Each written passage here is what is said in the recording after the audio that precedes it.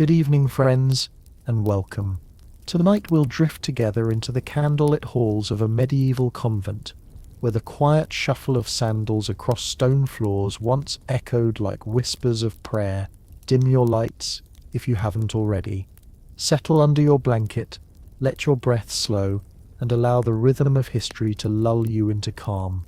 If this gentle journey helps you unwind, feel free to tap like and subscribe. Only if it feels right.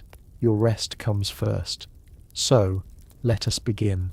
Imagine the world centuries ago. No buzzing phones, no traffic hum, only the faint crackle of a fireplace, the sigh of a cool night breeze slipping through old wooden shutters, and the soft hum of voices chanting in Latin.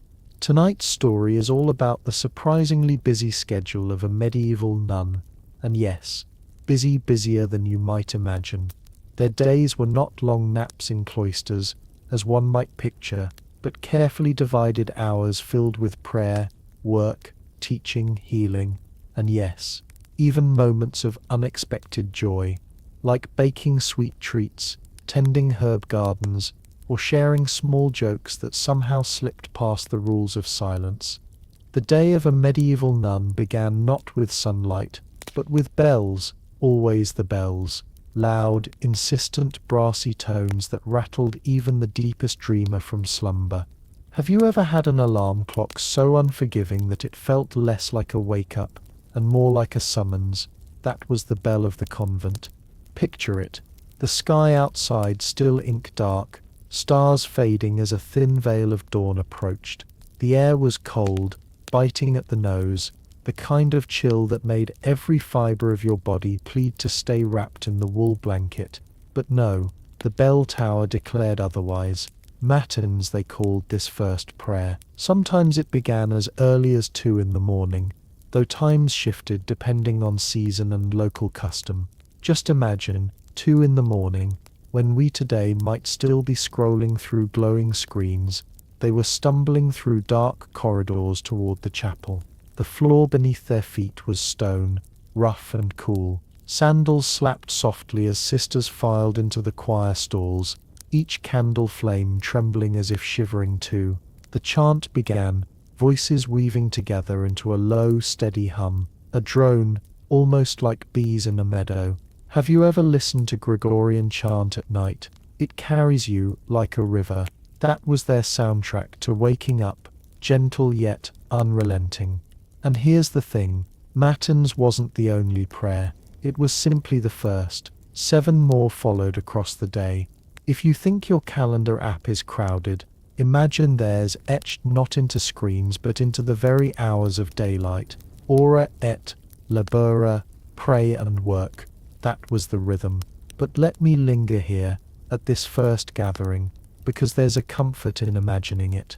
The dark chapel, the cold air, the scent of beeswax candles and damp stone. A sister coughs softly, another rubs her eyes, trying to push sleep back where it belongs, and yet voices rise together. The prayers were long, and sometimes so abstract that one wondered if minds drifted. What's for breakfast? Did I leave my spindle unfinished? Why does Sister Agnes always sing louder than the rest? It's oddly human, isn't it? To realize that even in the stillness of holy life, people still had wandering thoughts, drowsy yawns and little irritations. By the time Matins ended, a faint blush of dawn colored the horizon. The sisters shuffled back, some heading briefly to their cells, others preparing for lards. The next set of prayers at sunrise. Yes, another prayer, barely after the first. You might ask, wasn't this exhausting? It was, but for them, it was also purpose. Think of it like this. Their entire day was strung together by bells, like beads on a rosary.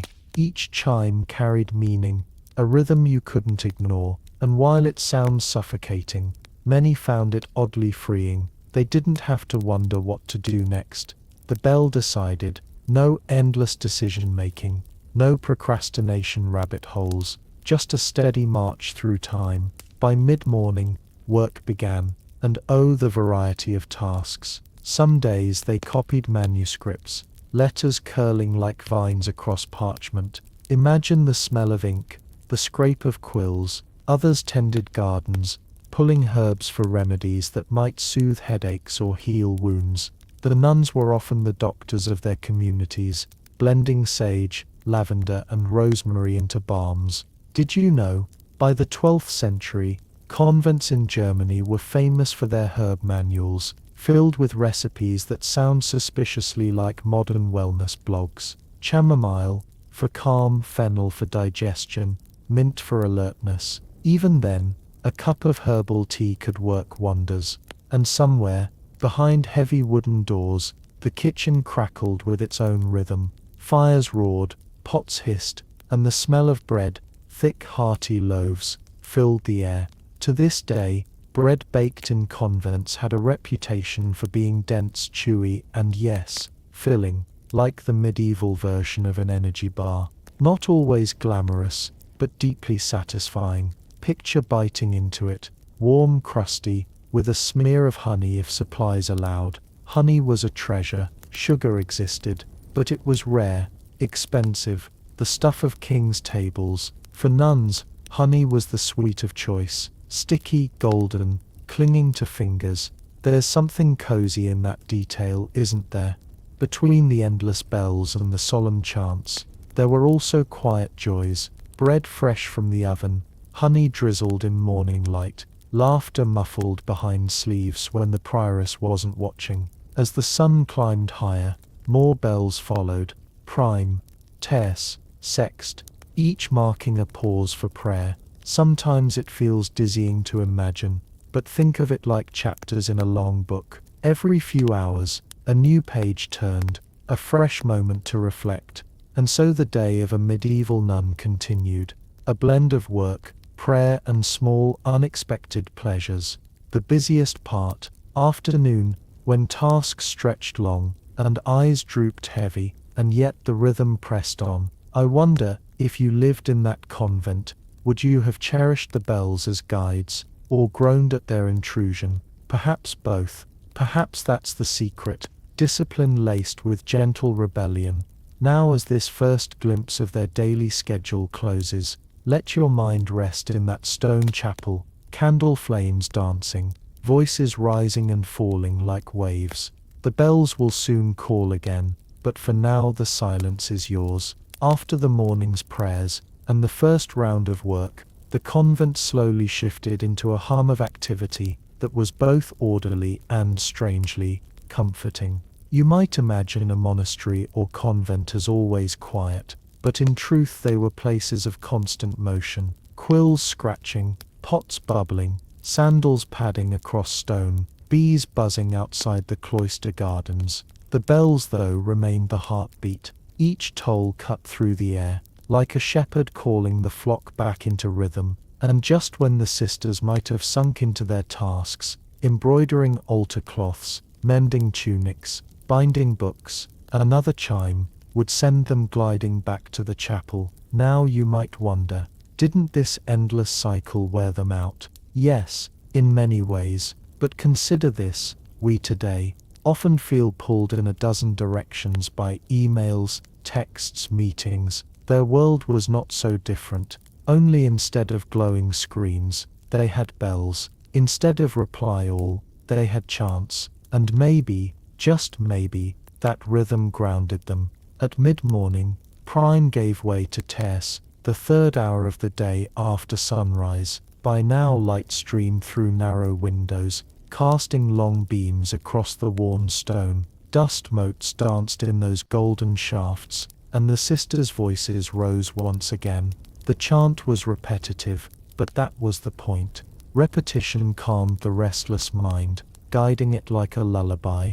And then back to work. A convent was not just a place of prayer, but a hub of productivity. Did you know many convents produced manuscripts that ended up in royal libraries?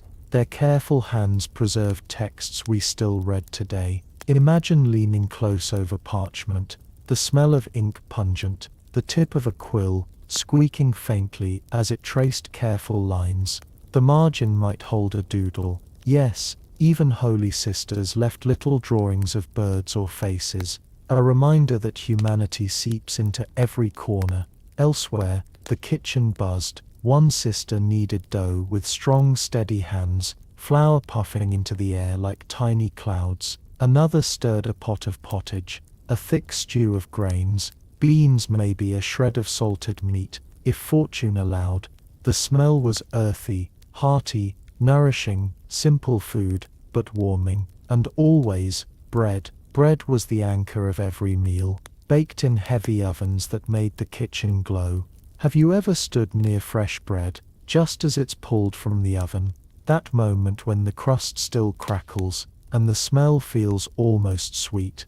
That was one of the small joys of convent life. And while the food was plain, sometimes surprises appeared, a handful of dried figs, or spiced wine on a feast day. Imagine the delight. But afternoons, oh, afternoons were the true test of stamina. The sun high, the body drowsy, the hours stretching long. After sext, the midday prayers, the sisters faced their most challenging work. Some tended to the sick in infirmaries, rinsing wounds with herbal washes, murmuring prayers, as if words could ease pain. Others taught children. Yes, convents often ran schools for girls in nearby towns. The classroom buzzed with giggles, mischief, and the scratch of wax tablets. Let me paint you a scene. A young nun, no older than 25, leans over a small wooden desk. Before her, a girl of 10 clutches a stylus, her wax tablet covered in crooked letters. Again the nun says gently, her voice soft but firm. The girl sighs, erases, and tries once more. Outside, birds sing in the courtyard, and somewhere, a bell tolls faintly, echoing across stone walls. Doesn't it feel strangely familiar? Like school everywhere, across every age, teachers guiding, students fumbling, time measured, not in minutes but in lessons learned, and woven through it all, humor. Yes, humor, because even cloistered lives carried moments of laughter, a dropped loaf of bread that bounced across the floor, a candle sputtering out at just the wrong moment, a sister humming slightly off-key during chant, sparking a ripple of smiles, despite stern glances. By mid-afternoon, the sisters gathered once again for none, the 9th hour, voices lifted, weary but steady, and then blessedly, supper, not a grand meal, but nourishing, lentils, bread, perhaps cheese, if the cows had been generous, and again, honey, if fortune smiled. That golden sweetness felt like luxury, each sticky drop savored. It's easy to picture them, seated at long wooden tables, the room filled with the smell of stew and fresh bread. Silence was the rule during meals, but one sister read aloud from scripture, or the lives of saints. So instead of chatter, there was storytelling. And isn't that, in its way, a kind of company? The voice of one, carrying tales for all. And finally evening drifted in. The sun slipped behind cloister walls, shadows stretching across the courtyard. Vespers sounded, the evening prayers, candles flickered, casting halos of light across tired faces, and for a moment calm. The day's work ended, voices rose once more, and a hush settled. But no, not quite the end. There was compline, the final prayers before bed. A soft closing of the day, words of protection against the night. Imagine lying on a straw-stuffed mattress, the faint smell of hay in the air, the chill of stone walls, seeping in, the body weary, but the spirit at least in intention, at peace. And through the silence of night, one thought lingered. In just a few hours, the bells would toll again. Now, as we pause here in chapter 1, let your mind rest on that rhythm. Bells rising, voices chanting, bread baking, children learning, herbs crushed between fingers, a day endlessly busy, yet stitched together with calm. And as you drift, ask yourself, what would you have cherished most in that convent day? The chant, the bread, the laughter muffled behind hands. Whatever it may be, hold on to it as the story carries on. As the night folded itself over the convent, there was always a moment of stillness, almost like the earth itself was holding its breath. Compline had ended, and the sisters shuffled quietly back to their cells, the glow of candles guiding them down narrow corridors, each flame bent in the draught, shadows stretching tall across the walls, like watchful guardians. Their cells were plain, almost austere, straw mattresses, wooden crosses, perhaps a single shelf with a psalter or devotional book. No soft quilts, no heaps of pillows, no personal trinkets cluttering corners. And yet, in that simplicity, there was a peculiar comfort. When your world is stripped bare, every small softness, a wool blanket, a corner candle, feels like treasure. But here's the thing about convent life: the bells never really slept. Even as the sisters closed their eyes, the rhythm of time marched on. Monastic bells were set to mark not only prayers, but also the passing of hours, the cycle of night and day, the slow sweep of the seasons. And in the silence of midnight, as stars burned bright outside, some sisters rose again for the night office, to pray while the world lay still. Can you picture it? A tiny group, padding softly through dark corridors, voices hushed, gathering in the chapel. Outside, owls called across fields, a chill mist clung to cloister gardens, and within, the chant resumed. Long, slow, drawn-out notes that seemed to hover in the cold air like threads of incense. The sound carried not just through the chapel, but through the heart itself, like a lullaby meant for the soul. Now, you might wonder why so many prayers, why such disruption of sleep. In medieval thought, these hours aligned with Holy Scripture, with rhythms believed to echo the heavens, and there was a practical side too. By dividing the day into set pieces, the sisters ensured that no moment slipped unnoticed. Life became a tapestry, each hour a stitch. Still, fatigue was real. Imagine rising at 2 in the morning, chanting by candlelight, and then returning to your straw mattress for just a fragment of rest before dawn. It took stamina, discipline, and perhaps a deep well of humor to carry on. Did they sometimes nod off in the stalls? Almost certainly. Did they ever whisper complaints in hushed tones? I like to think so. After all, being human means grumbling, even if softly. But what fascinates me is how much they managed, despite exhaustion. By dawn the bells called once again, ushering them to Lars, and the cycle began anew. Prayer, work, prayer, meals, teaching, prayer again. It was endless, yet also secure, a rhythm that asked little in decision-making, but much in endurance. Think about your own mornings. How often do you wake with choices pressing in? Emails, meetings, to-do lists, breakfast decisions. The nuns' life removed all that. Their schedule was etched in stone, decided centuries before they arrived. And though it demanded obedience, it also freed them. No, what should I do? Only what is the bell telling me? In its way, it was both constraint and release. Let's return for a moment to the meals, because they were as much ritual as necessity. Supper was eaten in silence, as I mentioned, but breakfast, or what counted as breakfast, was almost laughably small by modern standards. Sometimes just a hunk of bread, maybe watered ale, perhaps cheese. You wouldn't find pancakes or scrambled eggs here.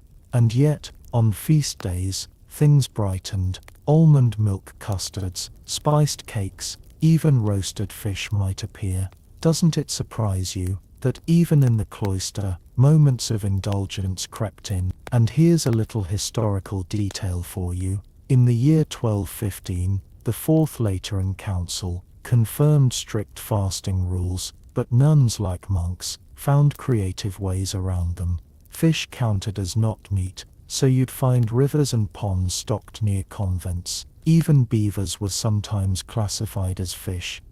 Yes, beavers, because they swam. Isn't that delightfully absurd? Imagine sitting at supper, nibbling a tail of roasted beaver, thinking it entirely proper for Lent. It makes me smile, even as I picture the solemn silence of the refectory.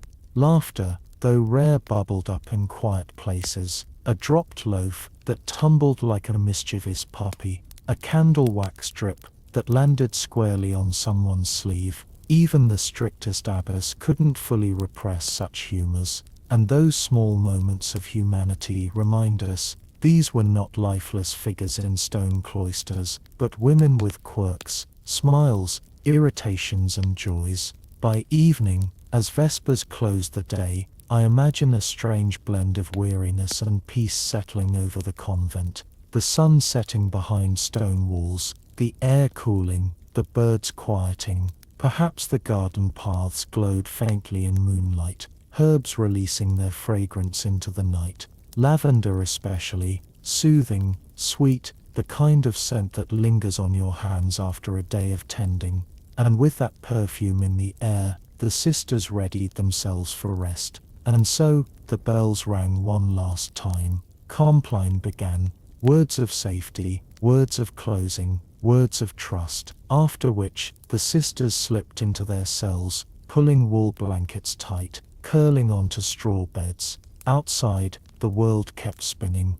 Wolves howled in distant forests. Farmers stoked fires in nearby villages. Stars burned overhead.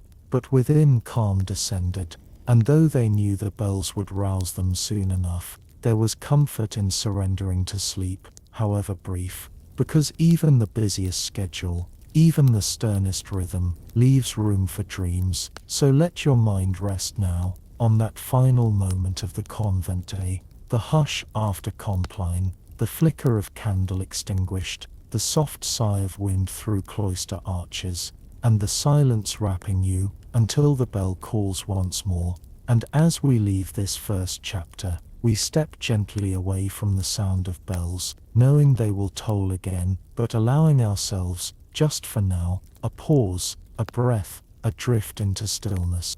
When you imagine time passing in a convent, you might think only of bells, but there was another clock, one that ticked quietly, leaf by leaf, petal by petal, right in the cloister garden. Let me take you there. Picture yourself stepping barefoot across cool flagstones, the morning sun spilling into the enclosed square. The walls rise around you, protecting the space from the outside world. In the center, a fountain trickles, water glinting like liquid glass. And all around, beds of herbs, flowers and vegetables breathe their scent into the air. This garden wasn't just for beauty. It was pantry, pharmacy and sanctuary, all at once. The sisters leaned on it the way we might lean on grocery stores and medicine cabinets combined. Each plant had a use, each row tended with care. Lavender for calm, sage for strength, rosemary for memory, mint for alertness. Doesn't it sound like a medieval version of your local tea shop? But here's the magical part. The garden itself marked time. Certain flowers opened only in the morning, others bloomed at noon, still others closed their petals tight at dusk. To a trained eye, the garden whispered the hours, as surely as any bell. That's why some people call such spaces floral clocks. Imagine watching a daisy slowly unfurl as you stir your pottage, realizing the hour by its bloom. Isn't that a softer way to tell time? In the convent, mornings after lards often meant a turn in the garden. The air was cool, heavy with dew, each droplet clinging to leaves like tiny gems. A sister knelt among the herbs, her hands dark with soil, fingernails lined with earth. She hummed softly, perhaps a psalm, perhaps a tune remembered from childhood. Nearby, bees wove through blossoms, their drone blending with the faint echo of chant still lingering in the air. Have you ever run your fingers across rosemary sprigs, then lifted them to your face? That sharp pine-like scent hits the senses, both bracing and comforting. For the nuns, it was a daily companion. Rosemary sprigs hung over beds, tucked into sachets, boiled into tonics. They believed it sharpened memory, and perhaps it did. Even today, scientists find rosemary's oils stimulating. Isn't it funny how medieval wisdom and modern labs sometimes nod in agreement? And then lavender. Ah, lavender. Imagine crushing it between your palms, the scent rich, floral sweet, the very essence of calm. Sisters filled pillows with dried lavender buds to ease restless sleep. They burned it to freshen rooms. They steeped it into teas for anxious stomachs. Have you noticed how certain scents seem to cradle your mind, rocking it into stillness? That was lavender's role. But not all herbs were gentle. Some carried bitterness. Wormwood, for example, tall, silver green, with a scent both sharp and unsettling. They brewed it for fevers, for digestive troubles, a taste so bitter, it curled the tongue, yet they trusted it, for in those leaves lay medicine. Isn't it curious how remedies often arrive wrapped in discomfort? The garden also held vegetables, cabbages, leeks, onions, humble foods that filled stew pots. Their green leaves glistened with dew in the morning sun, waiting to be plucked for supper. Chickens sometimes scratched near the edges, clucking softly, their eggs collected with quiet gratitude. But the true treasures were hidden deeper. Plants for dyes, woad with its blue stain, madder root, bleeding red, saffron crocus, yielding golden threads. These weren't just colours for cloth, they were colours for liturgy, woven into vestments and altar cloths, bringing brightness into stone-grey chapels. Now imagine a young novice learning her way through the garden. She bends over time, unsure if she's holding it right. The older sister beside her smiles, gently correcting her grip, showing how to pinch just enough to release the oils without harming the stem. Teaching wasn't only letters and psalms, it was dirt under fingernails, wisdom in the soil, and so the garden became not just sustenance but metaphor. Each plant had a lesson: basil for love, nettles for humility, roses for purity. Walk its paths, and you walked through a living book. Have you ever felt that a place itself was teaching you, without words? That was the cloister garden. The seasons turned, and the garden spoke. In spring, violets and primroses peeked shyly from the ground, their colours a balm to winter-weary eyes. Summer brought riotous greens, bees dizzy with abundance. Autumn gave gourds, apples and walnuts. Winter hushed the space, but even then, evergreen herbs clung stubbornly to life, promising renewal. And beyond its practical use, the garden was therapy. When prayers felt heavy, when silence pressed hard, when duties overwhelmed, a turn through the cloister path offered breath. The cool stone underfoot, the sun on one's face, the rustle of leaves, it was meditation in motion.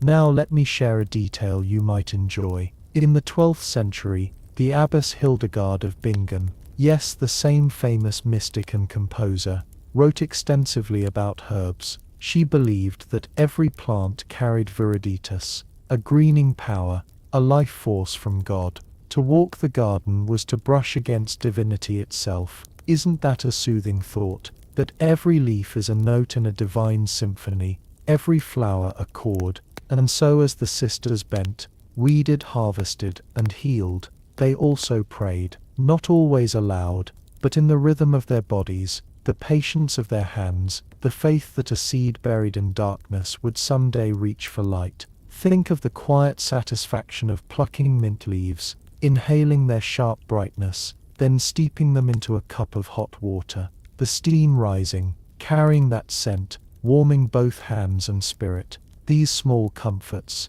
tucked into long days, stitched balance into their schedule. And here's a playful thought. In a way, the garden gave them their own version of snacks. We think of snacks as chips or cookies. They had fresh berries, honeycombs stolen from hives, almonds cracked open under a stone. Imagine biting into a ripe blackberry, juice spilling, sweet and tart at once. Doesn't it sound like a medieval Pop-Tart? By afternoon the sun shifted, shadows grew longer, and the garden's hum softened. Flowers closed their petals, bees retreated, and the air cooled. The sisters gathered their baskets, herbs bundled, vegetables stacked, scents clinging to their hands. They returned inside, ready for prayers, ready for kitchens, ready for infirmaries. But always, the garden remained, the secret clock, ticking with petals and stems. And as dusk fell, The fountain stilled into quiet reflection,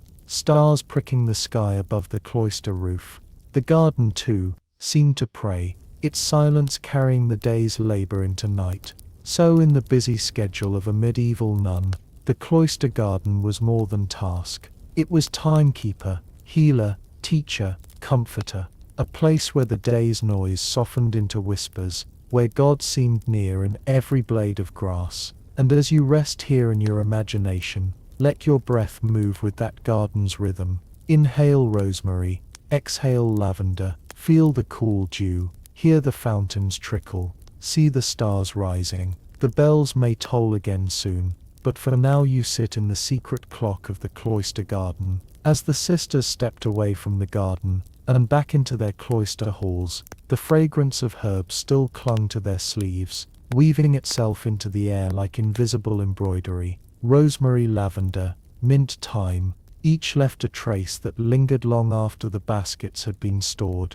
The convent itself carried that scent, a mix of damp stone, beeswax candles, and the constant undercurrent of herbs. The rhythm of the garden did not end with harvest. It continued in kitchens and infirmaries, in ink-stained scriptoria, and even in their whispered conversations. Imagine Sister Margaret, sleeves rolled up, standing at a wooden table with a mortar and pestle. She presses down firmly, grinding dried fennel seeds into a fine powder. The steady scrape fills the room. Her lips move silently, reciting a psalm as her hands turn spice into medicine. Nearby, another sister plucks dried chamomile blossoms from their stems, dropping them into a clay jar. Soon these blossoms will steep into a calming tea for an anxious novice or a feverish traveler at the convent gate. Can you hear the soft crackle of dried petals as they fall, the faint sigh of comfort already beginning to stir in their fragrance? This was the garden's afterlife, its leaves and roots transformed into care, and in a way that mirrored the nuns' own lives. Days harvested, hours pressed into service, lives themselves shaped into offerings. Now let's step into the kitchen, where the garden's bounty became meals. The fire blazed, spitting sparks into the dim space. Blackened iron pots hung heavy over the hearth. One simmered with pottage, thick stew of leeks, beans and barley, bubbling with the patience of hours. Another pot held cabbage leaves softening in broth, releasing a scent both pungent and strangely comforting. And then the bread, always the bread. Remember the rosemary from the garden. Sometimes, the sisters tucked sprigs into their loaves, infusing the crust with a subtle savory perfume.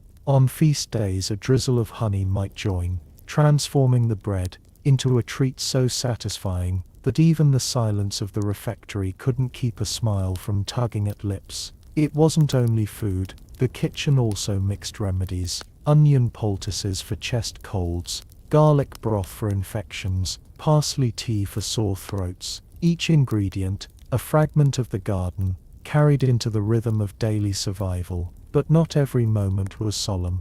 Picture Sister Agnes, leaning close to her novice helper. She sprinkles a pinch of mint into the stew, then whispers with a grin, "To keep us awake during compline." The novice stifles a laugh, cheeks red, before scurrying to stir. Even in silence, humor had its way. Outside the kitchen, the infirmary waited, another theater of the garden's gifts. Narrow beds lined the walls, each covered in rough linen. The air smelled of vinegar, sage and candle smoke. A sister sat beside a coughing villager, offering a spoonful of syrup, made from licorice root. Another dabbed wounds with honey, for honey itself was medicine, sealing and soothing.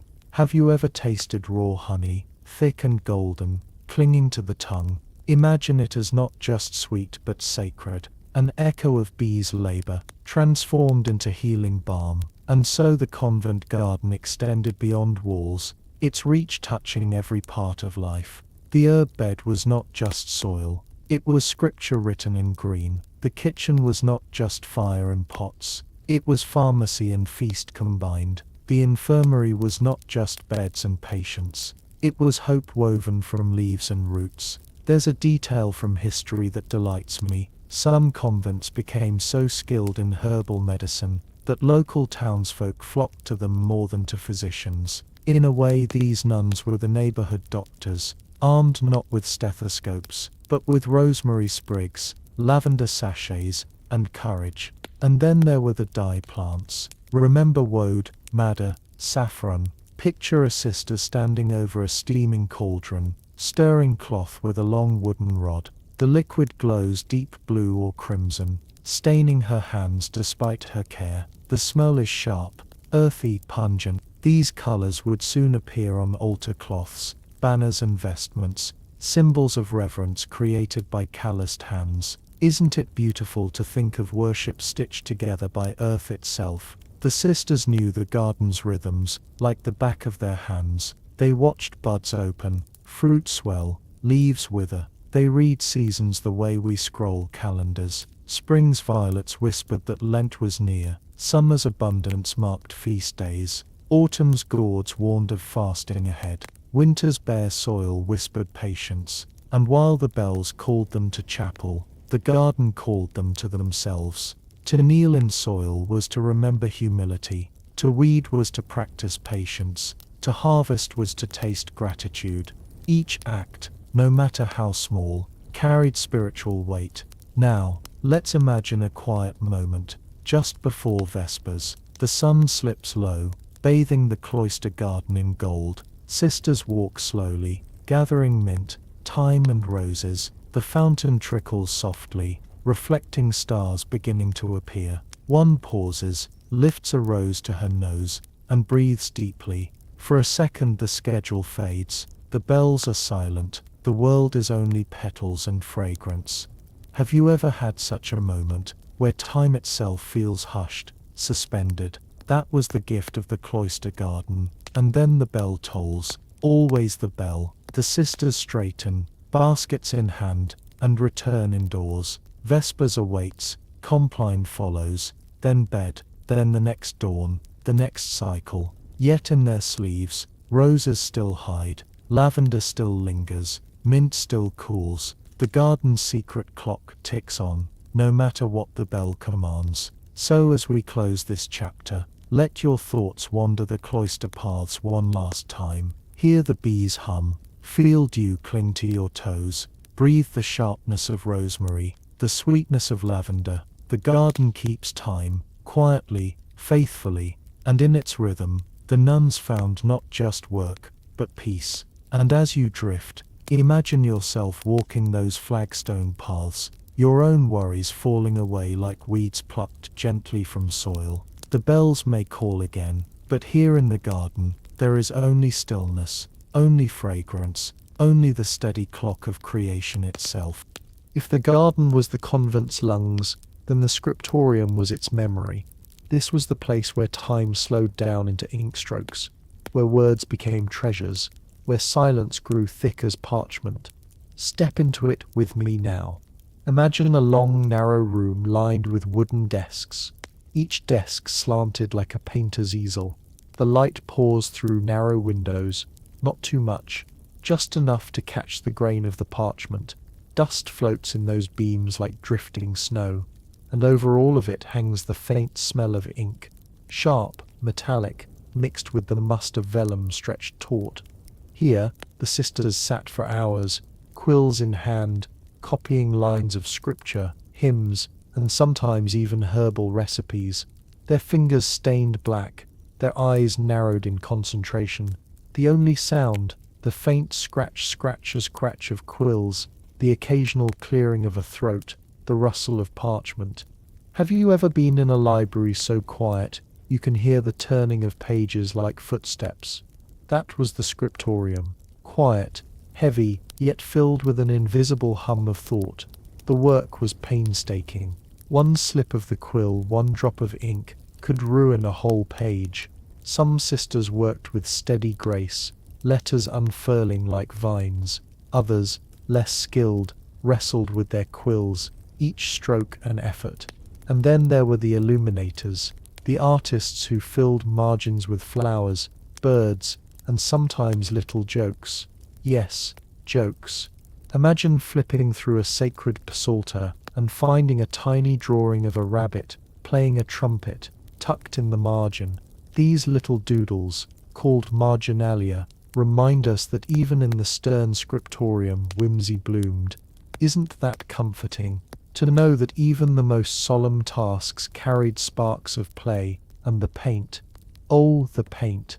Ground lapis lazuli, so rare and expensive it was worth more than gold, turned into deep heavenly blue, red from crushed insects, green from copper, yellow from saffron, each pigment mixed by hand, each brushstroke deliberate.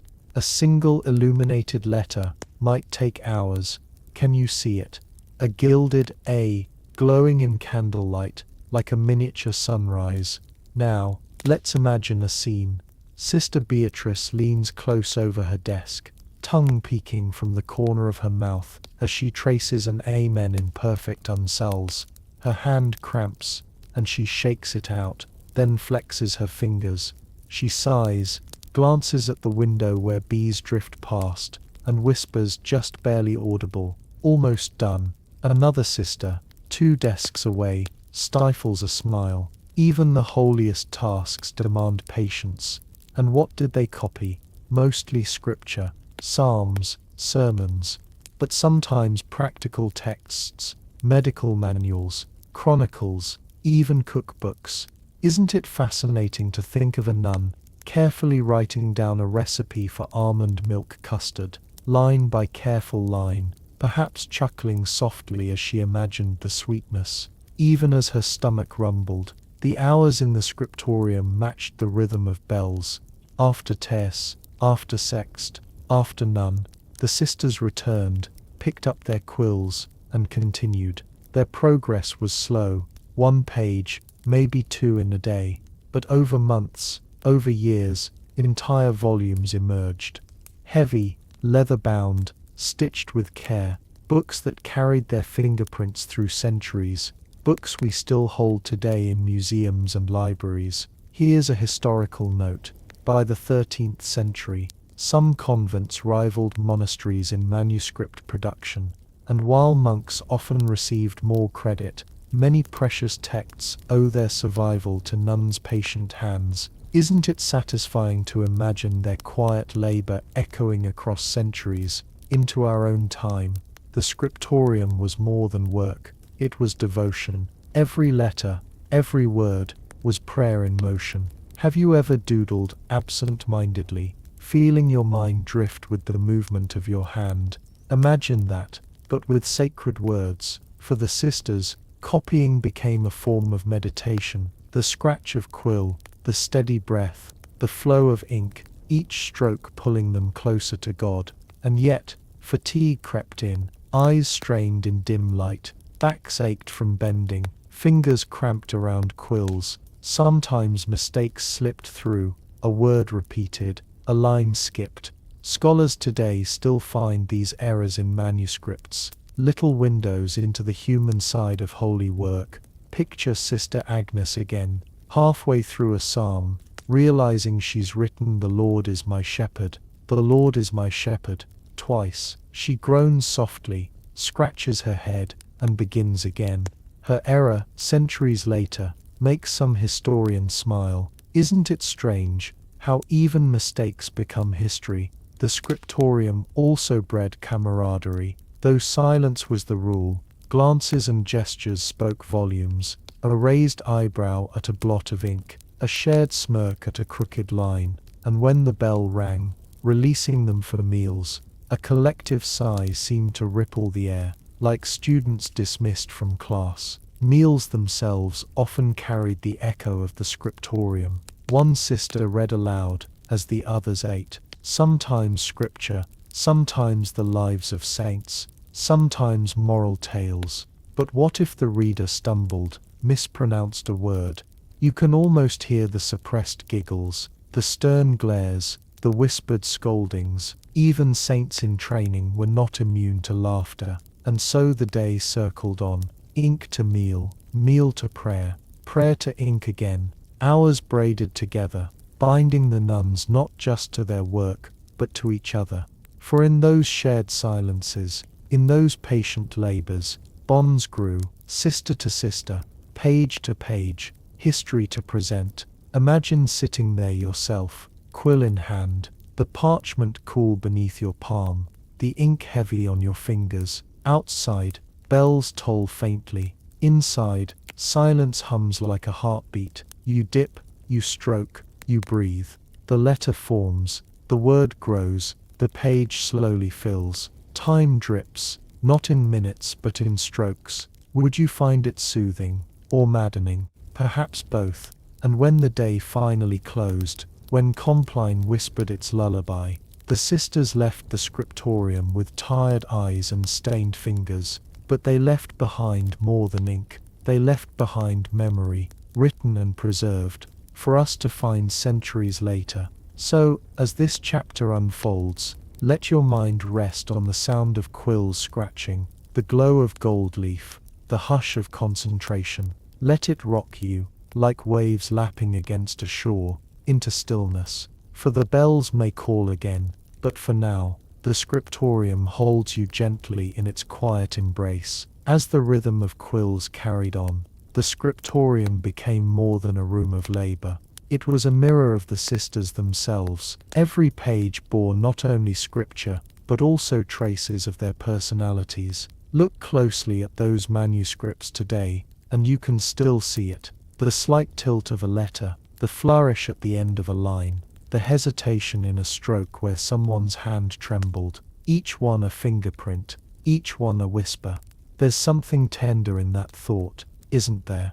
That a woman who lived 800 years ago still speaks through the curve of her for the boldness of her suff. A reminder that history is not only kings and battles, but quiet hands bent over parchment. And what of the mistakes? Oh, they tell stories too. In some manuscripts you'll find a little note in the margin.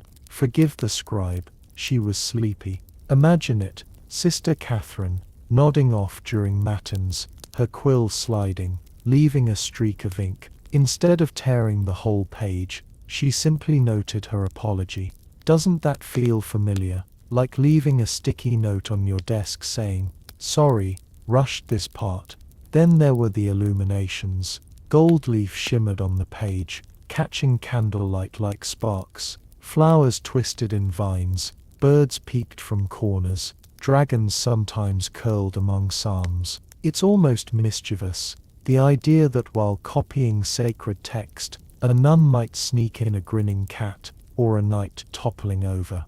Did the abbess notice? Did she scold, or smile in secret?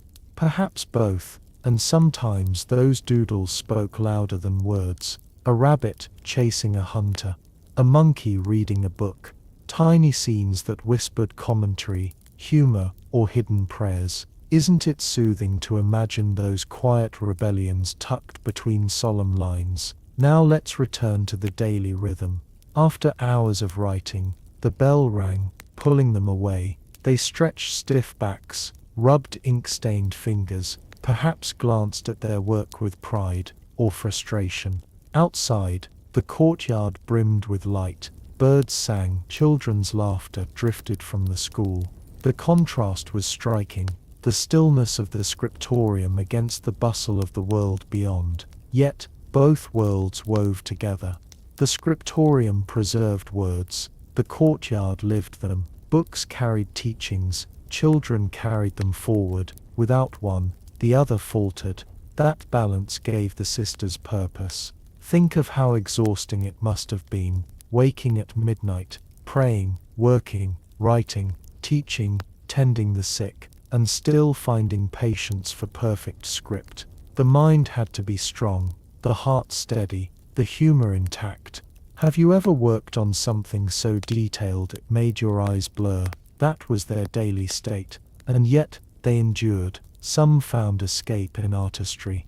The illuminators dipped brushes into pigments, ground from stone and insect, bringing pages alive. Picture Sister Helena, bent over her work, painting a vine so delicate it looks ready to curl off the page. She pauses, stretches her neck, then adds a tiny butterfly. She smiles, just faintly, knowing her butterfly will live centuries longer than she. Others clung to discipline, Sister Margaret copied letters without flourish, steady as a drumbeat, no doodles, no flourishes, just precision. Each sister had her way, her rhythm, her quiet rebellion or obedience, and through it all, the scriptorium whispered like a heartbeat. Scratch, scratch, scratch, breath, breath, breath, silence, silence, silence. The books they made traveled beyond convent walls. Kings requested them, scholars borrowed them, priests used them, words carried across lands, across time, across history, and though the sisters remained cloistered, their work walked the world. Isn't that remarkable? That hands hidden in silence shaped voices far beyond. Here's a detail. Some manuscripts even carried the names of their scribes, rare but precious. A note tucked in a corner, "Pray for Sister Anna, who wrote this." It's both humble and bold, an acknowledgement of labor and a request for memory. Today, when we read those words, we fulfill their prayer, we remember them. Now as the day slid toward evening, the scriptorium dimmed, candles flickered, casting golden halos on parchment. Shadows grew long, eyes blinked heavy. The sisters laid down quills, cleaned their tools, closed their volumes with care. Their backs ached, their fingers cramped, but their spirits perhaps felt lightened, knowing each word was offering. And when Compline came, they prayed once more, not with ink, but with voice, words rising in chant, not scratched on page, and then they rested. The scriptorium fell silent, pages waiting in the dark, quills lined neatly, ink pots capped. Tomorrow the rhythm would return. So let your mind drift now into that hush, the faint glow of gold leaf in candlelight, the smell of parchment and ink, the silence so thick it feels like a blanket, the scratch of quill fading into nothing. The scriptorium rests, and so do you. And as we leave this chapter, remember history is not only battles and kings, it is also scribbles in margins, doodles of rabbits, gold letters glowing in silence. It is women, bent over desks, whispering prayers through ink. The bells may call again, the quills may scratch anew, but for tonight the pages close, and peace settles softly. If the bells measured time, and the scriptorium preserved memory, then the convent kitchen was the heart, warm, smoky, bustling, and always alive. Step inside with me, now. The air is thick with the scent of wood smoke and simmering broth. The hearth glows with steady embers, sparks dancing like fireflies whenever a log shifts. Heavy pots hang on iron hooks, their bellies bubbling with stews that release steam into the air. The walls are darkened from years of fire, stone blackened and glossy. Here sisters worked shoulder to shoulder, sleeves rolled, cheeks flushed, hands busy. One stirs a pot of pottage, wooden spoon scraping against iron. Another kneads dough, palms pressing rhythmically, flour rising in soft clouds. A third plucks feathers from a chicken, her expression one of patience, not disgust. It is noisy compared to the chapel or the scriptorium. Wooden spoons clatter, knives thump against chopping blocks. The fire pops and hisses, yet the noise is homely, a reminder that holiness does not live only in silence, but also in the steady work of feeding bodies, and oh, the food. Let me tell you about medieval convent meals. They were simple, often repetitive, but sustaining. Bread, always bread, dense and filling. Pottage, that catch-all stew of grains, beans and whatever vegetables the garden yielded. Cheese, salty and sharp, made from the convent's own cows or goats. Eggs when permitted. Fish often, meat rarely, on fast days. And there were many. Meals leaned on lentils, peas, cabbages, onions. Simple, earthy, heavy on the stomach, but light on the purse. Yet even in this plainness, creativity bloomed. Herbs brightened bland stews, honey sweetened oats, almond milk replaced dairy when rules forbade it, turning even custards into something creamy and indulgent. Have you ever tasted warm honey on coarse bread? Imagine it, the crust rough, the crumb chewy, the honey soaking into every pocket. It was the closest thing they had to a dessert, and I like to think the sisters savoured each sticky bite in silence, smiles tugging at their lips. But kitchens also had their humour. Picture Sister Agnes. Yes, the same one who joked about mint in the stew, accidentally dropping too much garlic into the pot. The novice gasps, certain the meal is ruined. Agnes winks and whispers, better to drive away demons. The novice laughs quietly, then stirs faster, the smell of garlic filling the room. Meals were sacred too. The refectory, where the sisters ate, was a place of ritual. Long wooden tables, stretched beneath high ceilings, benches creaked as sisters settled, candles flickered, casting halos of light. Food was served without chatter, silence ruled, but one sister read aloud, her voice carrying over the clink of spoons. She might read scripture, or the lives of saints, or moral lessons. Imagine trying to focus on pottage, while hearing about a martyr boiled in oil. It made every bite feel a little more dramatic. And yet, despite silence, companionship thrived, glances exchanged, smiles hidden, even rolled eyes at long readings. Have you ever shared a meal where no words were needed, yet comfort wrapped you like a blanket? That was convent supper. Now, here's a delightful detail. On feast days, Christmas, Easter, Saints' days, the convent tables transformed.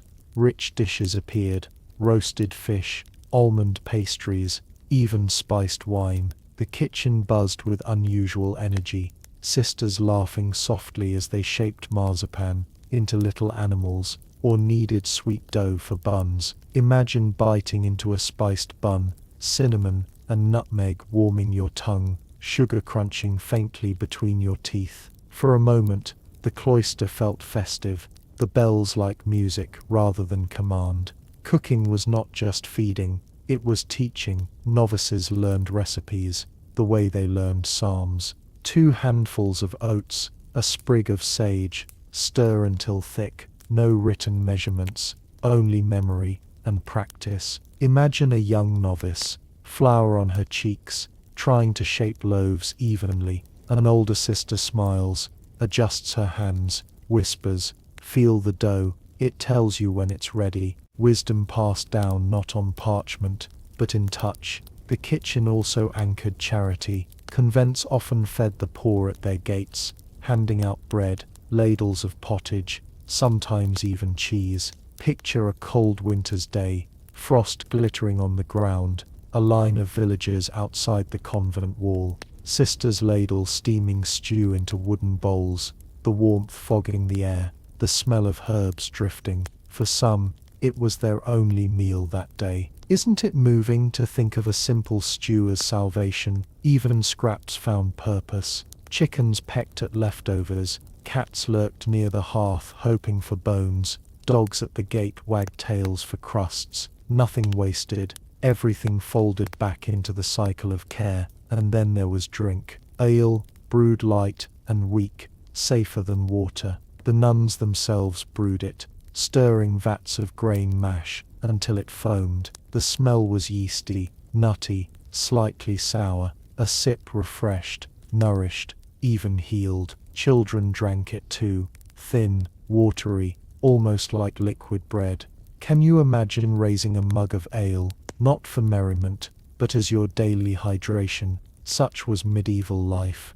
But kitchens also had shadows. Fires burned hot, knives slipped, pots spilled. A novice might scorch a loaf, panic, and hide it under fresher bread. Another might cut her hand, and hiss sharply, then hide it so as not to disrupt silence. And yet, in these imperfections, the kitchen breathed humanity. Mistakes were folded in, laughed over later, forgotten in the rhythm of meals. Evening meals were gentler. After a long day, the smell of stews and bread comforted weary sisters. They ate slowly, quietly, letting the food restore them. And as candles burned lower, the room filled with a drowsy calm. The day's work softened into peace, carried on steam rising from bowls, and when the bell called them away once more, the kitchen did not fall silent. Fires crackled on, embers glowing in the dark, pots cooling with faint hisses, cats stretched by the hearth, chickens settled in coops outside. The kitchen, like the convent itself, breathed even in stillness. So, in the busy schedule of a medieval nun, the kitchen was no mere background. It was warmth, it was laughter, it was charity, it was celebration. It was the place where hands turned soil into sustenance, prayer into bread, duty into comfort, and perhaps, if you lean close enough in imagination, you can smell it still, the garlic, the honey, the smoke, the bread. Let it linger, let it soothe, let it remind you that holiness often begins with something as simple as a shared meal. As twilight deepened, the convent kitchen shifted tone. The chaos of chopping and stirring quieted into the softer sounds of tidying. Wooden spoons were washed and stacked. Dough bowls, scraped clean, were leaned against walls. Embers glowed in the hearth, their crackle fading into a warm, steady hum. The space that had bustled with heat and laughter now exhaled slowly, like a body resting after exertion. And yet, the kitchen's work never fully ended. For even as the sisters left for evening prayers, bread continued to rise under cloths, milk cooled in clay pots, and herbs hung in bundles, drying patiently. Life did not stop. It simply paused, like a lull between verses. Can you picture the sight? Rows of herbs suspended from rafters, sage with its velvety grey leaves, thyme with tiny sprigs, lavender like purple wands. They swayed gently in the draught, their scent filling the air with a soft medicinal sweetness. Each bundle a promise, flavor for stews, cure for ailments, comfort for restless nights. The kitchen doubled as apothecary, pantry, and sometimes chapel, because in its smells, in its warmth, in its silence, prayers lived too. Now imagine the novices. After supper they often cleaned the kitchen under supervision. The abbess or cook might stand with arms folded, watching as young sisters scoured pots with sand, their hands red from cold water. The novices whispered among themselves, little jokes, quiet sighs, dreams of bed. One might hum a tune, another might mimic the crackle of the fire. The abbess, stern but soft at heart, allowed it.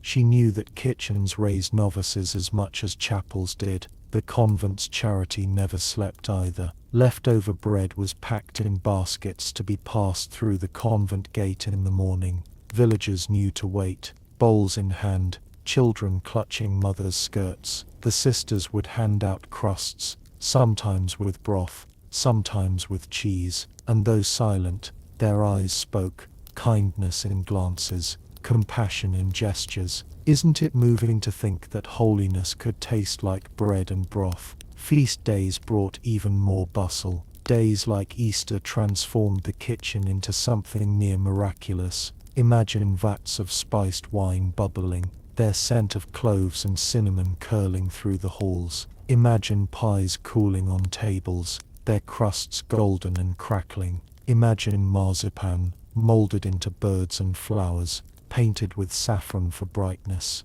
The silence rule loosened on such days. Laughter echoed louder, smiles more open. The kitchen became not just work but joy. Do you know the phrase comfort food? In the convent, it was literal. Food comforted body, but it also carried meaning. A loaf shaped into a cross, blessed before baking, became more than bread. It was a prayer you could taste. A custard made from almond milk was more than sweetness. It was devotion adapted to fasting rules. Every dish bore layers, practical, symbolic, spiritual. Here's a charming detail. Some convents brewed beer strong enough for festivals. Dark, foamy, malty ales poured into clay mugs, sipped slowly under candlelight. Did the sisters ever feel tipsy? Likely. Did they laugh too freely?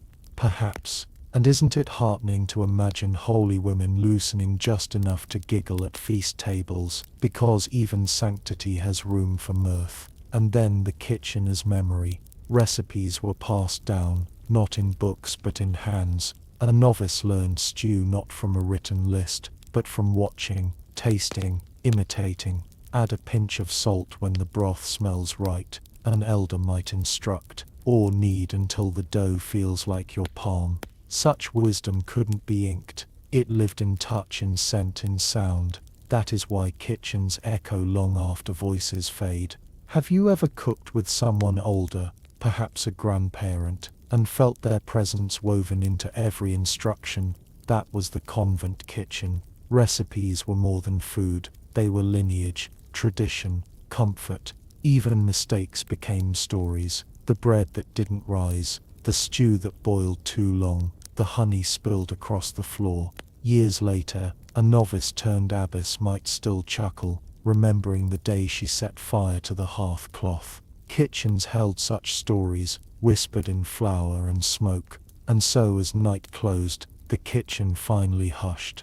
The fire dimmed to glowing coals, herbs hung still, pots cooled, cats curled in corners, purring faintly, a hush so deep it almost hummed. The warmth lingered, wrapping the stones in memory. Tomorrow it would blaze again, stews would simmer, bread would rise, novices would laugh. But tonight, peace settled in. So in the busy schedule of a medieval nun, the kitchen was more than sustenance. It was memory, laughter, charity, devotion, a room where warmth met work, where prayers rose with steam, where holiness smelled of garlic and honey. And as we step gently out of this chapter, let your imagination hold on to that warmth. The fire's glow against stone walls, the smell of herbs drying, the comfort of bread in your hands. The kitchen's embrace is eternal. It lingers even now, carrying you softly into rest. If the kitchen was warmth for the body, then the choir was balm for the soul. Here, voices rose like incense, carrying prayers upward in harmonies that shimmered against the stone vaults. Step into the convent church with me. The air is cool, almost chilly, smelling faintly of wax and damp stone. Candles flicker in tall iron stands, their flames bending with every draught. The ceiling arches high above, ribs of stone meeting like hands clasped in prayer, and in the choir stalls, long wooden benches carved with delicate patterns, the sisters gather, silence stretches for a breath. And then, song. Not the kind of song that bursts with melody and rhythm, but something slower, steadier, meant to cradle the mind. Gregorian chant. Have you ever heard it? Each note lingers, unhurried, like waves against a shore. A single voice begins, then another joins, and another, until the air is woven with sound. Imagine it late at night, candles trembling, the world outside asleep. The sisters' voices rise, soft yet powerful, echoing off stone until the whole chapel seems to hum. Doesn't it sound like a lullaby for heaven itself? The chants were structured around the hours: matins, lauds, prime, terce, sext, none, vespers, compline, each with its own melodies, its own mood, some solemn, some joyful, some weary, with the weight of night. To live in the convent was to live inside a musical clock, hours measured not by ticking but by tone. Now, let me paint a small scene. It is winter. Frost clings to the chapel windows, turning glass into silver. The sisters huddle in cloaks, breath visible in the cold air, and yet, as they sing, their voices warm the space. Low tones rumble like distant thunder, high notes gleam like icicles. Together, they build a sound that feels both earthly and otherworldly. Chant was more than duty. It was medicine. Tired, the rhythm lifted you. Distracted, the melody anchored you. Sad, the harmony comforted you. Joyful, it gave you words to express what laughter alone could not. It was prayer given wings. And here's something surprising. Chant had practical effects too. Studies today show that its slow tempo calms the nervous system, slowing heartbeat and breath. The nuns didn't need science to tell them, they felt it in their bones. Have you ever hummed to yourself when anxious, only to find your body relax? That was chant, multiplied by dozens of voices, but it wasn't always perfect. Imagine Sister Agnes again, her voice booming a fraction too loud, a novice next to her winces, but keeps singing, or Sister Beatrice, slightly off pitch, but so earnest that no one dares correct her. There must have been moments when giggles threatened to spill, even in the solemn choir stalls, and sometimes voices faltered. A cough broke the harmony, a yawn stretched in the middle of a psalm. After midnight, matins, eyelids drooped, notes wavered, yet the chant continued, because chant was not about perfection, it was about presence. Each voice mattered, even the tired, the cracked, the off-key. Isn't that a comforting thought? But in harmony, imperfection belongs too. Now, let's look closer at the setting. The choir stalls themselves told stories, carved from oak or walnut. Their armrests sometimes bore little faces, flowers, or animals. During long services, fingers traced those carvings absent-mindedly, rabbits, lions, vines, curling into spirals. Even in silence, the wood whispered of creation's playfulness, and the books, great, heavy choir books, rested on tall stands, letters large enough for many eyes, notes written in square neumes. Sisters leaned close to see, their breaths fogging the parchment in winter. Imagine turning those massive pages, the rustle echoing like wind through branches. The choir also marked the rhythm of the year. Advent chants were hushed, expectant. Christmas rang brighter, layered with joy. Lent fell heavy, slow, minor in tone. Easter burst forth in triumphant alleluias. Through music, the sisters lived the seasons more deeply than calendars could tell. And then there were feast days. On those the choir filled with energy, extra voices, extra verses, sometimes instruments added, a psaltery, a small organ, perhaps bells. Imagine the swell of sound, echoing against stone, until it seemed to burst beyond the walls. Villagers outside might hear faint strains drifting into night, like whispers of heaven carried on the wind. But not every moment was grand. Sometimes, chant was weary, monotone, trudging through hours. Sometimes, the sisters' minds wandered, thinking of bread rising in the kitchen, herbs drying in the rafters, children waiting in the schoolroom. The beauty lay not in constant ecstasy, but in faithful return. The voice lifted, again and again, no matter what. I wonder, have you ever sung in a group where your own voice disappeared into the whole? It is both humbling and freeing. That was the choir, each sister part of something larger, each note dissolving into harmony, alone, fragile, together, eternal. Now, picture Compline, the last office of the day, darkness outside, candles low, voices soft. The chant drapes itself over weary bodies like a blanket. Protect us, Lord, as we stay awake, watch over us as we sleep. The words fall like rain, steady and tender. One by one, the voices quiet. The service ends, silence deepens, and the sisters drift back to their cells, hearts lighter for having sung. So in the busy schedule of a medieval nun, the choir was not interruption but anchor, a place to return, again and again, to the sound of shared prayer, a place where voices carried not just to heaven, but into each other, binding hearts in harmony. And as you imagine yourself in those stalls, hear the chant wrapping around you, slow, steady, gentle. Let it cradle your breath, match your heartbeat, soothe your thoughts. The bells will ring again, the voices will rise again, but for now you rest in the choir's tender embrace. Morning light poured differently into the choir than into the garden or scriptorium. Here it was filtered through narrow stained glass, softening the sun into colors, reds like embers, blues like twilight, golds like honey. As dawn rose, those colors stretched across wooden stalls, painting the sisters in shifting patterns as they sang lauds. Imagine lifting your voice, while bathed in blue, then red, then gold, as if creation itself joined the chant.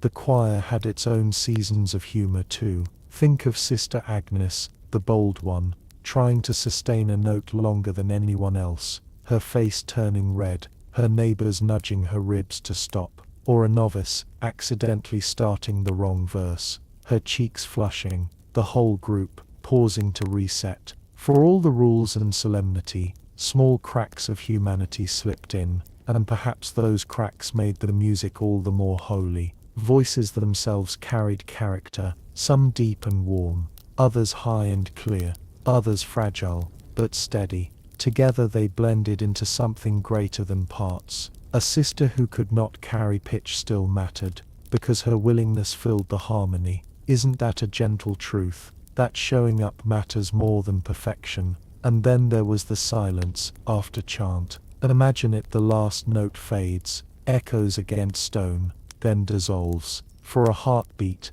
no one breathes, no fire pops, no sandal scrapes, only stillness, vast and ringing. That silence was as much music as the chant itself, absence humming louder than presence. Have you ever noticed that the quiet after song feels charged, like the air itself is vibrating? The choir also trained discipline. Hours upon hours of chant carved patience into the sisters' bones. They learned to breathe together, to listen, to yield. A novice might begin too loud, but months later she learned balance. Another might fidget, but over time her body settled into stillness. Music shaped not only sound but soul. Sometimes, villagers were allowed to listen. Standing near the back of the chapel, they heard the chant rise and fall, washing over them. For people who rarely traveled, who never heard orchestras or grand choirs, this was otherworldly. A sound that seemed to stretch heaven open, even if only for a moment. Imagine being a weary farmer, calloused hands clasped, hearing voices echo through stone. Wouldn't it feel like grace itself brushing your shoulders? The sisters themselves felt it too. Chant could carry them beyond fatigue, beyond hunger, beyond the monotony of bells. There must have been moments when the harmony swelled so perfectly that their hearts lifted, their eyes filled. Music has that power. It breaks through walls, even stone ones. And let's not forget, music was memory. Psalms repeated daily, sank deep. A sister might hum them while weeding, while kneading bread, while mending robes. Even in silence, chant threaded the day. Imagine pulling a cabbage from soil, and without thinking, your lips shape, Dominus illuminatio mea. Prayer stitched into every task, through melody. Of course, not every chant was gentle. Some were vigorous, almost martial in tone.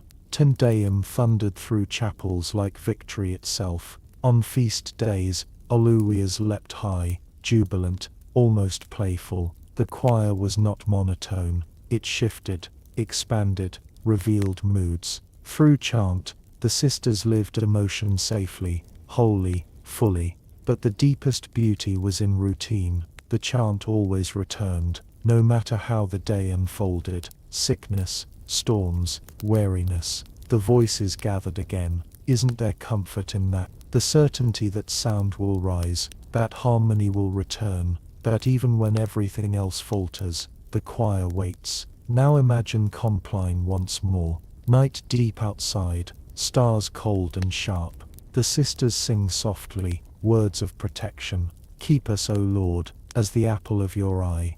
The candles burn low, wax pooling, shadows long, and as the final note fades, the sisters bow their heads. Silence, peace, sleep approaches. I wonder if you had lived there, would you have loved the choir, or would the endless repetition have tested your patience? Perhaps both, but even impatience has its role. The song returned, whether you craved it or not, anchoring you in rhythms. And so, in the busy schedule of a medieval nun, the choir was not ornament, it was heartbeat. A voice beyond words, a prayer beyond parchment, a harmony that stitched time itself. As we leave this chapter, close your eyes. Hear the slow chant wrapping around you. Feel the silence after. Let your breath join their rhythm, steady, calm, eternal. For though the bells may call again, the choir's song lingers, soft as dreams, strong as stone, tender as night. The convent day began with bells, and it ended with them too. But where morning bells startled sisters from straw beds, evening bells soothed, folding the hours into stillness. Imagine the sky outside turning dusky purple, stars blinking awake. The cloister courtyard is hushed now, only the fountain trickling and the faint rustle of leaves. The garden, which earlier hummed with bees, now glows faintly in moonlight, herbs silvered by night. Chickens are tucked into coops, cats prowl softly, and the convent itself exhales, stone walls holding centuries of sighs. The sisters gather for vespers, candles flicker tall, shadows stretch. Their voices rise again, chant slower now, almost drowsy, like a lullaby meant not for infants, but for weary souls. The words speak of light fading, of protection through night, of rest under watchful care, and then, compline, the final office. The sisters file in, cloaks wrapped, eyes heavy. The chapel is quieter than at any other time. The chant is soft, voices blending into something almost whispered. Protect us, Lord, as we stay awake. Watch over us as we sleep. Can you hear it?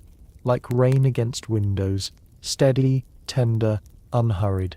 When it ends, silence blooms. A silence deeper than the one after matins, because now the whole day lies behind.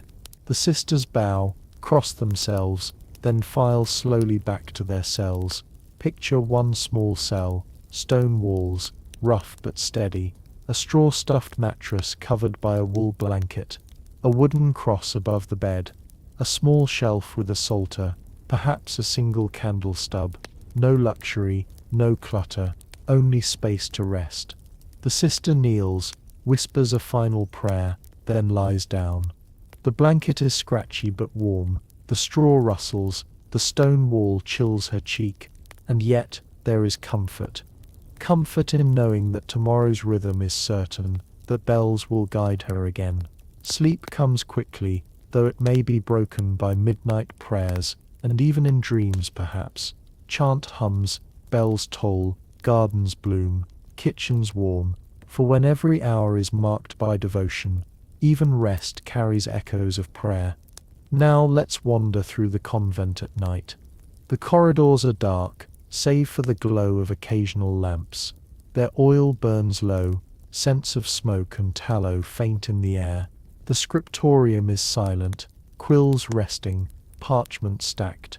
The kitchen slumbers, embers still glowing, cats curled in corners. The garden whispers beneath the moon, lavender scent carried on a cool breeze. All of it feels alive, yet hushed. And if you listen closely, you might hear it, a faint chant in the distance. Not all sisters sleep. Some rise for matins at midnight, gathering again in the chapel. Imagine the sound, low voices in the dark, echoing in stone, steady and calm. Outside, owls hoot, wind sighs, stars burn cold. Inside, voices rise like warm breath against the chill. This midnight prayer was both burden and blessing. Burden because it stole sleep, blessing because in silence of night, voices felt sharper, nearer to heaven. Have you ever stood outside late, when the world feels paused, and sensed something larger brushing past? That was matins, a doorway into the stillness of eternity, and when it ended, the sisters returned to their cells, perhaps for a short rest before dawn. The bells would soon summon lords, the garden would soon glisten with dew, the kitchen would soon crackle with fire. The cycle always returned, never pausing, never failing. In this rhythm lay both exhaustion and peace. To modern ears it sounds relentless. To medieval nuns it was certainty. Each hour known, each task expected, each day stitched to the next. In a world of wars, plagues, storms and uncertainty, The convent's rhythm was anchor, cradle, compass. I wonder if you had lived there, would you have found comfort in the bells, or would you have longed for freedom, for choice, for silence not broken by command? Perhaps both. Yet that tension, the balance between discipline and desire, was what shaped the sisters' lives. Even endings carried beginnings. Each night closed, only to rise again with dawn bells. Each prayer ended, only to return at the next hour. Each day folded neatly into the next, like pages in a book, and perhaps that was the deepest lesson, that life itself is liturgy, repeating, steady, sacred. So as you rest now in your own bed, imagine the convent at night, the chapel hushed, the choir stalls empty, the kitchen still, the scriptorium dark, the garden silvered by moon. Only the bells wait, ready to ring again. And in that waiting, peace hums. Night in the convent carried a kind of magic, though the world outside might rage with storms, or ring with tavern laughter, or echo with travellers' footsteps. Inside the walls there was steadiness. The stones themselves seemed to hum with centuries of prayer, as if they remembered every word ever sung within them. Imagine yourself walking those halls in the small hours. Your sandals brush against the stone floor. Your hand trails along cool walls worn smooth by generations. A faint draught curls around corners, carrying scents of wax and lavender. Somewhere, a door creaks softly, but otherwise, silence. Not the silence of emptiness, but the silence of fullness, like a pause between heartbeats. At midnight a handful of sisters rose for matins. Their steps were soft, but the sound echoed. Candles lit the chapel one by one, small flames pushing back the darkness. And then came the chant, low, slow, deliberate. It moved like mist, curling through rafters, blending with the shadows.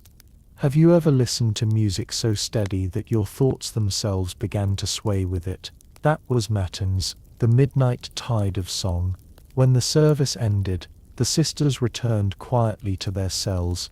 Some slipped into shallow sleep, others lay awake, minds wandering. Did they think of family left behind, of children they once knew, of gardens needing tending, or bread needing kneading? Even in cloister walls, the mind wandered, just as yours and mine do at night. By early dawn, lords arrived. Bells rang once more, crisp against the cold morning. The sun crept over horizon, spilling pale gold into cloisters. Birds woke, chirping in gardens, stretching wings. The cycle renewed. The sisters rose, prayed, worked, sang, ate, laughed softly. One day folded into another, endlessly, peacefully, and yet endings mattered. Each day's close was not only pause but promise. Compline's chant of protection, whispered before bed, reminded them that night itself was holy. Sleep was not wasted time, it was prayer in silence, rest offered as devotion. I like to imagine a single sister, lying on her straw mattress, wool blanket pulled to her chin. She closes her eyes, hears faint echoes of chant still humming in her ears, smells lavender tucked beneath her pillow. She sighs, not with discontent but with release. The bells may call her again soon, but for now she is wrapped in stillness, and outside her window, the stars watch, steady, cold, bright, the same stars you and I see today. Isn't that comforting? That across centuries, the same sky stretched, the same moon rose, the same stars blinked down on convent and city alike. A reminder that time is both fleeting and eternal. So what was the busy schedule of a medieval nun? It was bells tolling, gardens blooming, quills scratching, kitchens warming, choirs singing, prayers rising. It was exhaustion, yes, but also rhythm. It was discipline, but also comfort. It was a life woven of repetition, where each hour carried weight, each task held meaning. And in its own way, wasn't it beautiful, to live a life where bread, herbs, ink, song and silence all became prayers, to find holiness, not in grand gestures, but in daily return, to see every dawn, every meal, every chant, as part of a larger whole. Perhaps that's what we can carry with us. That even our busy days, our endless schedules, can hold meaning when seen as rhythm, instead of chaos. That every small act, boiling tea, folding clothes, writing notes, can be holy, if we let it. Now, as our story draws to its close, let your breath slow. Imagine the convent quiet around you, stone walls, steady, candles out, garden silver with moonlight. The bells are silent for now, the world is hushed, you are safe. May these memories of bells and bread, gardens and chant, guide you into peaceful dreams. Let the rhythm of the convent lull you. Let the voices of the choir cradle you. Let the warmth of the kitchen hold you. You have walked the halls, sung the prayers, tended the herbs, and now rest. If this calm journey helped you drift, let me know below. And if you'd like to wander more of history's quiet corners with me, tap like and subscribe, only if it feels right. For now, sweet dreams. Dear friend, this has been the bare bones of history for sleep. Good night, and rest well.